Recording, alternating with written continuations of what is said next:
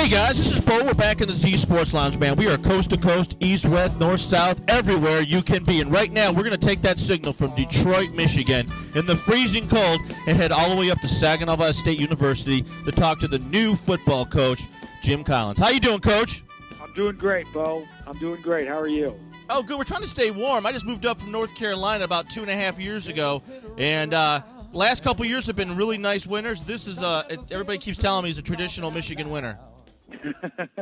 Well, I'm from Ohio, and I know it's not too far south, but it's been a lot colder up here than I'm accustomed to. Yeah, I mean, I look out and I see ice everywhere, and now I've always thought Michigan had ice fishing. I've yet to see more than one shack, so I'm wondering if everybody else has moved out of the state and realized that summer fishing's a lot better than winter fishing. Exactly. Hey, Coach, listen, I want to say congratulations on your promotion over at Saginaw Valley. And what sort of brought you to our area? Well, I thought it was a great opportunity. You know, when I saw that the job was open at Saginaw Valley, I had been at Capital University 11 years, but, you know, the opportunity to come to a school, a university that had everything going for it that Saginaw Valley does, academically, from a location standpoint, and then with the tradition of the football program, I just thought it was a can't-miss type of situation.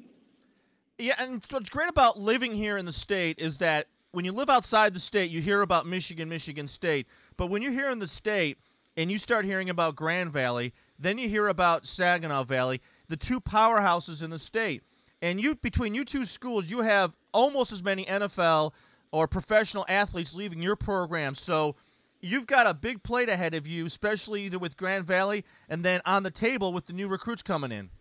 Well, you know, what a challenging situation to walk into a program that has had a lot of success and tradition, and yet to be in a conference as strong as the GLIAC with the Grand Valley and the rest of the schools. And Grand Valley seems to be the benchmark over the last 8-9 years in terms of dominance. Not just, you know, in our conference. Saginaw's won a couple in that period in terms of conference championships, but even on a national scale, Grand Valley's won their share of national championships and have done a great job. So that's a great challenge, but a challenge that I'm up to and I think our program and university is up to. We've brought in a great recruiting class, and the whole purpose of that recruiting class and the challenge I put out to all of them was that we're going to go, we're going to make a move and compete, hopefully, on a national scale with Grand Valley. Yeah, and it's great, too, because when you talk to coaches from inside the GLIAC, Otterbein, and then you go outside of it to Trismo, Valdosta State, Chandra State coaches, they're all, oh, Boyle, have said that flat out. They said, you know, you got Grand Valley, he says, but you got Saginaw Valley, which is it's the brother next to them. And so when you get your schedule and you look at it, and you got Saginaw Valley or Grand Valley, it's a lot to work through. It shows up and scares you. So you've got that rep coming in, and it's got to feel pretty good. Well, it does. You know, I had built a program at Capital University. I took over a program that had won 4 games in the 3 previous years that I'd been there. So that was a total turnaround situation to the point where, you know, we were in the playoffs 3 years in a row and one of the top 5 teams in the country. Walking into a situation without having to turn it around is, like I said, a challenge still because you want to be able to maintain and then take it to the next level. But at the same time, very good that you get to start towards the top rather than at the bottom like I did at Capital. Yeah, now at Capital, what was kind of your secret to success as far as your coaching mindset and how we're going to, you know, work that into a squad that's not used to you? Well, you know, our coaching mindset there was simply, you know, it was predicated on first and foremost recruiting quality and high-quality student athletes. You know, individuals that knew what it took to be successful in the classroom and on the football field. I think that's where it all starts. And then the development of those individuals. And our development process, you know, we take a full approach helping young men do their best academically and do their best athletically, and that's the approach I took at Capital. And we focused on little improvements every day. We focused on the here and the now, not getting too far ahead of ourselves. And we're going to do the same thing here. Our goal is to recruit outstanding student athletes, and then once they're in our program, just like the people that are in the program right now that I've taken over, work with them every day on trying to get a little bit better. And I think if that's your focus, when it's all said and done, when that schedule starts in September, you're prepared to play the best football you can play. And I think that's the other approach we always took at Capital. We want to go out every week, and we want to be 1-0 at the end of the week. We're not going to focus on any goals such as anything more than that. Take it one game at a time and 1 week at a time, and just try to get a little bit better. And I think that approach serves well at the Division II and Division III level, where there is playoffs, and you want to be playing your best football at the end of the year, not at the beginning of the year. So I think that's a good approach, and that's an approach that worked at Capital, and that's the approach we'll take here at Saginaw.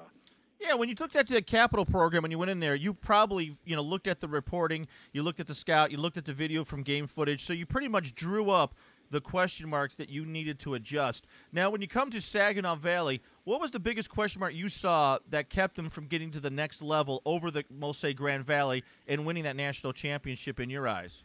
Well, I don't know. I don't think there was one thing that you could say this is why Saginaw hasn't won the national championship. I think Grand Valley's had a great run, and I think Saginaw's been very close. I think what we wanted to focus on was things that we thought were going to help us be successful, not anything that we thought prevented the team in the past from being a national champion.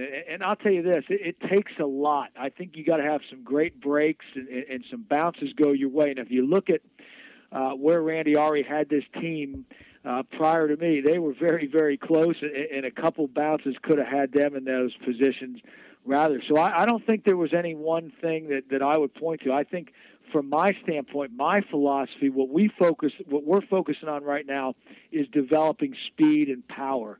And, we went out and recruited guys that could run, and we're working real hard this off season on speed and quickness development and power development in the weight room. So, I don't know if my approach, how different it is from what was going on in the past. Probably not much. I think successful approaches are consistent, but what we specifically want to focus on right now is developing speed and power and build a team based on those two key elements. And our goal, as everyone's goal, is to win the national championship, and we think that's the formula that's going to help us do it.